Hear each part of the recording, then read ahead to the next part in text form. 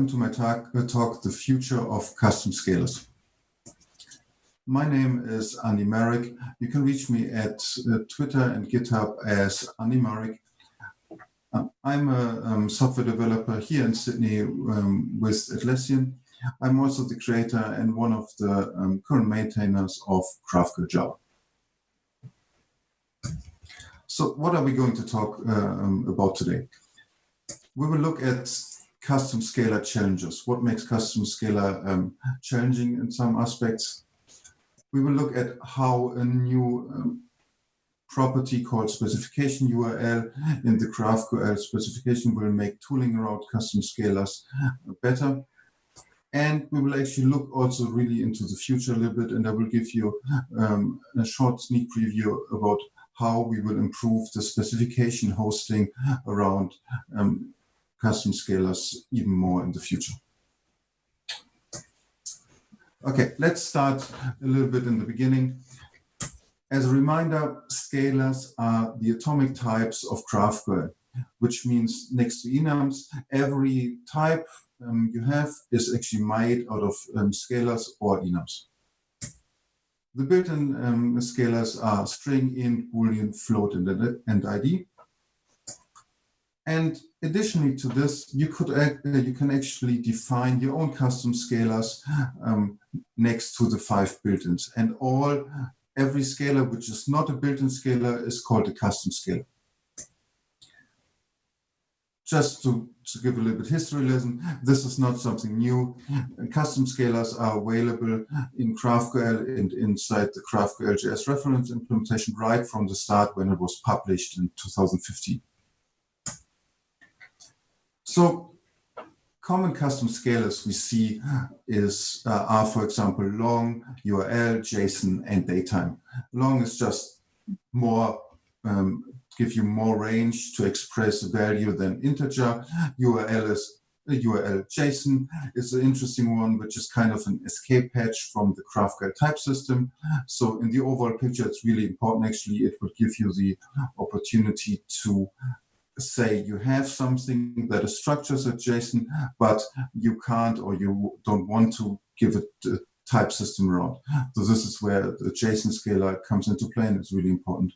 And datetime. Well, datetime is just a date and a time, and we will talk more about it now. So all of this, or most of it, is kind of motivated by some real-life challenges around the datetime scalar. So let's have a look. Datetime is a scalar which you can find in almost every mature, bigger API, because at some point you will always have to reference something with the date and the time. So a lot of GraphQL APIs have actually a datetime scalar or something very similar. The reference you will find often, how is it formatted? How does it work? It's often described as something like, oh, this is an ISO 8601 or an RFC 339 datetime string. But this is great. But actually, if you look into the details, first of all, ISO 8601 is not even publicly available. RFC 339 is available, but it doesn't deal with GraphQL scalars. It's a general datetime representation specification. So it's not a surprise to see that if you look deeper and actually experiment with it a little bit, you will see differences in different implementations. Just to give you a very concrete example, let's say you pick the most popular Node.js datetime scalar and the most popular GraphQL Java datetime scalar, and you will feed it as an argument with this string here. The responses are very different. The Node implementation actually rejects this datetime string, and the Java implementation adds a second to the time part. So this is just one example. I think this already makes it very clear that the datetime implementations are not consistent across ecosystems. So this is daytime, but just in general, we have challenges around custom scalars.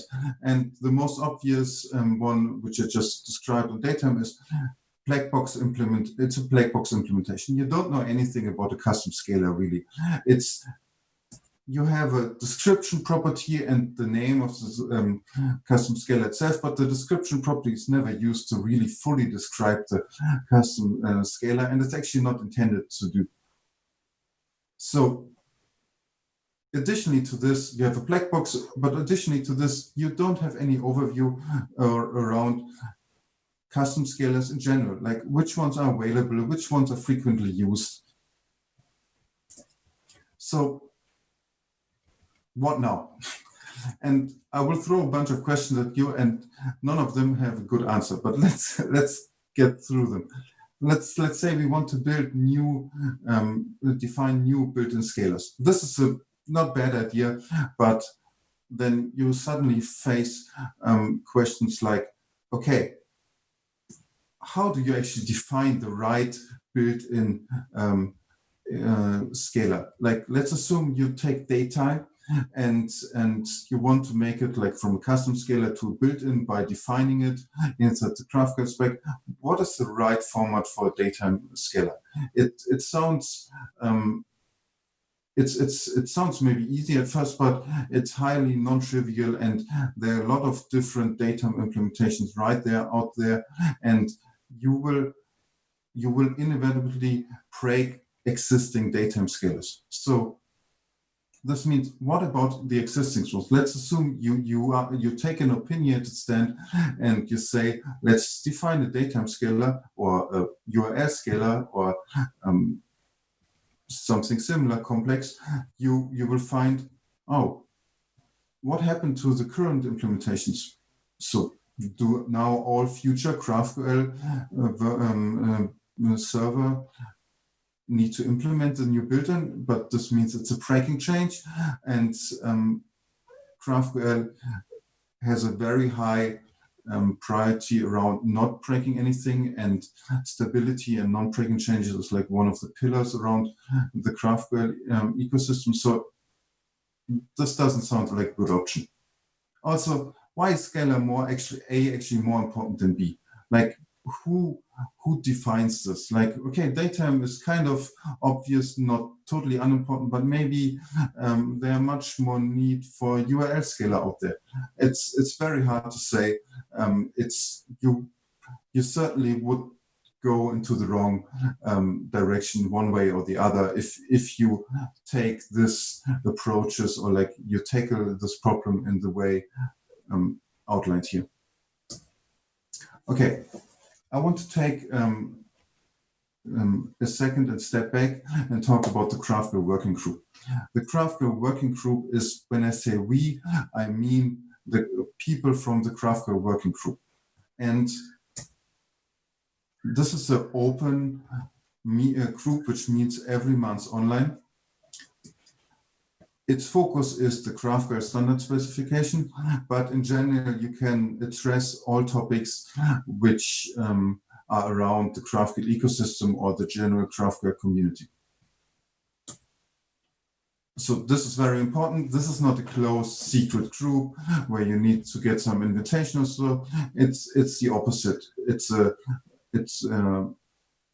GitHub repo where you can create a pull request and say, this is you want to discuss the following topic at the next meeting, and you just add it to the agenda, and that's it. You need to sign a specification agreement which says something about your contribution, but that's it. Everybody can join and contribute to the topics discussed in the working group, and ultimately contribute to the evolution of GraphQL itself. It's organized by the GraphQL Foundation. I want to be very clear, it's organized. The topics are not dictated. So you can address, again, any topic you would like by showing up and talking about it. Okay, so this is the GraphQL working group. And as I said, some people of the working group came together, and over the course of multiple meetings, actually months, we decided to attack the custom scalar problem by introducing a new property. So instead of trying to define new scalars, which has a lot of problems, like I explained before, we decided to kind of take a step back and improve this tooling around custom scalars. So there's a new specification URL property for every custom scalar. And this is how it looks inside your SDL. So you can actually add a new directive, add specified by. This is actually a new built-in directive next to skip, include, deprecated. Now you have add specified by, which points to URL.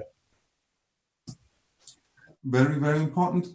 This property is available by via introspection. This kind of breaks the whole black box thing, because now tooling and clients can introspect it and say, this custom scalar actually points to this URL. It was championed by Evan and myself. So big shout out to Evan, who actually wrote the pull request for the specification. But ultimately, it's a GraphQL community effort. Other people wrote the implementation for GraphQL.js. A lot of people reviewed and discussed this topic. So it's the whole community who makes these kind of new features possible. You can find all the details in the link here. I will have it in the end again. Okay, so what are the rules around specification URLs? It should point to human-readable specifications. So you should click on it, open it in the browser, read it, and understand what the custom scalar does. The specification should be stable. You can add editorial changes, typos, maybe like a bug fix, but it should never change once published and used. This means if you change the specification, it should get a new URL. Very important, it's an indirection. Every custom scalar can now point to URL, but two datetimes, for example, can point to two different specification URLs, but also at the same time, one datetime and one offset datetime can point to the same specification URL. So specification doesn't dictate the scalar name. Okay, so how does it solve our problems? Well, like I said, it doesn't solve them directly. It kind of makes it possible to address them better. So we avoided a lot of the problems I discussed in the beginning by saying, you have a specification URL and that's it for now. The specification URL is machine readable. Like the content is human readable, but the URL itself is machine readable. This means you can build tooling around it. You can inspect it and decide in a computer sense what to do with a custom scalar. So what is the status of this? The GraphQL specification pull request as of right now is accepted, and I expect it will be merged soon. Maybe and probably when you read it, it will be merged already. The specification URL is already implemented in GraphQL.js and GraphQL Java, and I know other server implementations are tracking this issue, and they will probably pick this up soon. And like I said, it's like our hope is, and the goal is that the tooling around this will improve over time.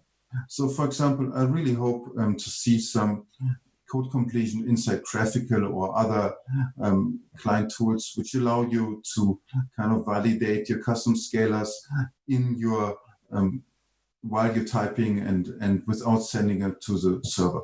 So for example, if you provide a datetime scalar, the UI should actually give you feedback, and the UI can tell you, this datetime scalar is actually valid or not.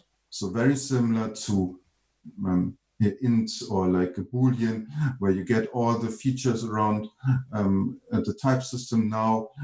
This will also be possible for custom scalars. Okay, so fine. Now we have a specification URL, but it's just an URL pointing to something, right? And I opened up some questions in the beginning, or I showed some challenges around custom scalars, and they are not magically solved just because you get a specification URL. So first of all, the specification URL is unstructured. it can point to anything. There are no rules. There's not even a validation that is really an URL. It's just a string at the end. So this means that you have a URL now, but they're like more importantly, like there are questions still open, like how do you write a good specification? And this is really not a trivial question, because if you look in the GraphQL specification, for example, you see some wording, some defining how the built-in scalars work, but it's not a good template to write your own custom scalar specification. Additionally to this, the question is, where do you host it?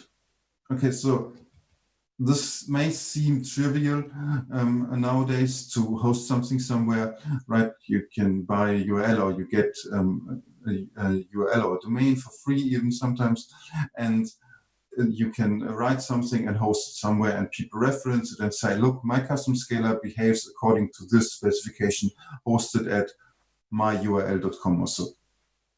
But when you think about it in the long term, and GraphQL is about long-term guarantees and stability, hosting is not a trivial problem. You want to make sure that URL still points to something valid and something reachable even in 10 years, let's say. Especially if the whole ecosystem starts depending on it. Like imagine you define a very popular scalar and people pick it up, and you have hundreds of thousands or tens of thousands APIs, internal, external, public, private, pointing to this URL, and suddenly it goes down. It would be a huge loss for the GraphQL ecosystem. Also, kind of the meta topics are still totally unsolved. Again, you have a specification URL, and that's nice, but which specifications are actually available? You want to be a good GraphQL API citizen, and you design something, and you come to the point where you want to define a date, like a local date, for example, a date of birth. So you want to give it a nice type and not just a string or so. And what kind of custom scalars should you use? There's no way to find out at the moment. You can search and maybe you find a date or local date implementation for your current language you're implementing your server, but nobody tells you this is like compatible with other custom scalars. Nobody tells you if this is used frequently or not. So these questions are still very much unanswered by just providing you with the opportunity to attach a specification URL.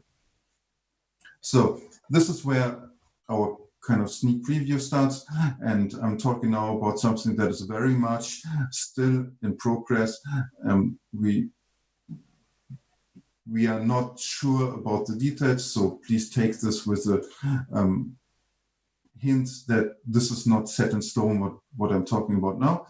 But our goal, like people in the GraphQL working group, our goal is to give you the opportunity to contribute and host custom scalar specification in a very nice and easy way under the URL scalars.graphql.org. So we are working on an easy way to contribute and write custom scalar specifications. The current idea is we will make them available under a namespace pattern, which includes the version and your username, your GitHub username in this case. And for example, my datetime scalar would be published under the URL /unimeric/datetime/1. And more importantly to just the hosting, we will also provide guidelines and templates how to write custom scalars. So we don't want to be opinionated about how you define a custom scalar in the technical sense. I mean, you can define a datetime scalar very different from what I think a datetime scalar should look like.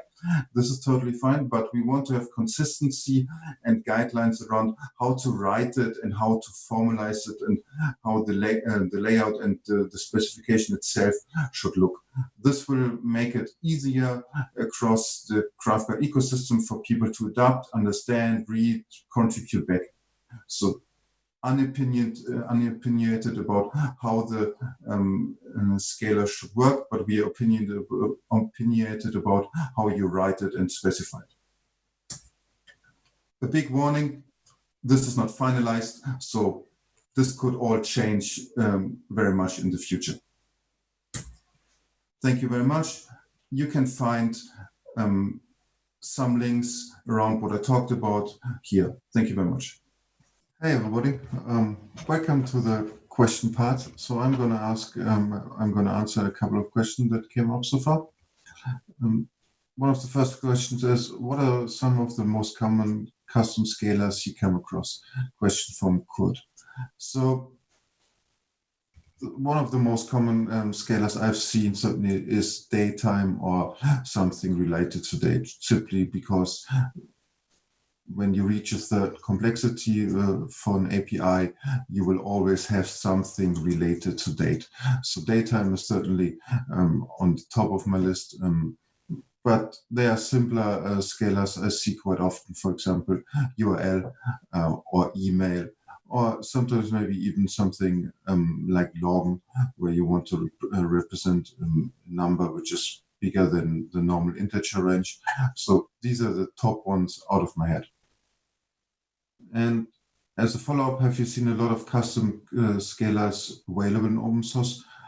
Sure, you can find basically every custom, like every language server, like Java, Ruby, JavaScript, has a couple of open source projects around it where people provide custom scalars of different types. So depending on your ecosystem, the variety might vary, but basically every language I came across has some custom scalars available. What servers have implemented the specification URL? Question from Peggy. So far, out of my head, I know that GraphQL JS and GraphQL Java have both implemented it and released it. I know a couple of other servers are looking at it, and normally it takes a couple of weeks or maybe months when the broader ecosystem picks it up. But GraphQL have been quite good at adopting new things, so I would expect this will increase over time.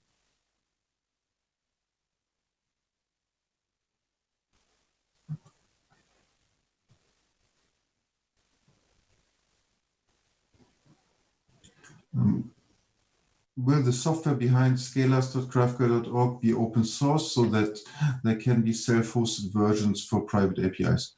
Well, in fact, it is already open source, and you can go check it out yourself. It's a repository in the GraphQL project in GitHub, so github.org/GraphQL. There's like a project called Custom Scalars. There's also like a link in my slides, and you can check out our progress, and you can look at the source code yourself. And if you want to fork it and host it on in your private environment, you can definitely do this. We have been using JSON for map type. Is there a roadmap to support map scalar? Well, map or JSON or object, all these like the same name for basically the same idea, that you have kind of a generic complex value which you don't want to type or can't type in the normal GraphQL way. So yes, I expect there will be a custom scalar specification, or probably different ones, which describe such a scalar. But there will not be special support in somewhere. Like a JSON or a map scalar is the same as a datetime or long or URL. There's nothing we have to do in a special way for it.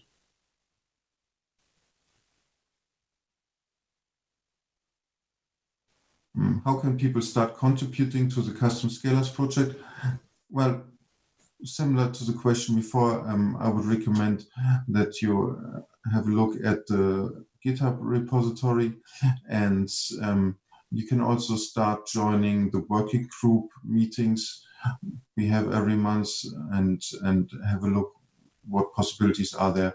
And at one point, hopefully you will have the ability to just open a pull request and say, look, this is my custom scalar for this type, and it will be hosted.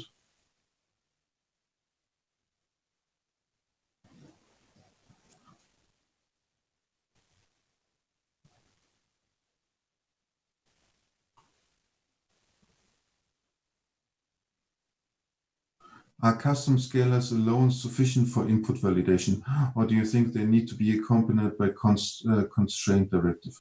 That's an interesting question, and it's hard to answer it in the remaining time. But in general, the type system is often not strong enough to fully express the input constraints you have.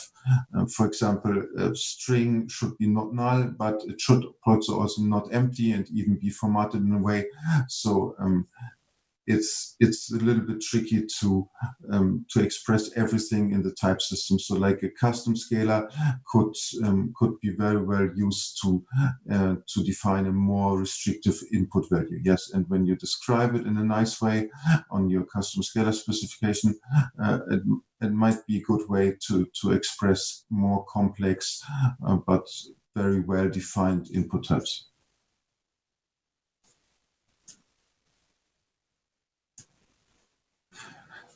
Thank you very much for your time. I really hope you enjoy the rest of the GraphQL Summit, and have a nice day.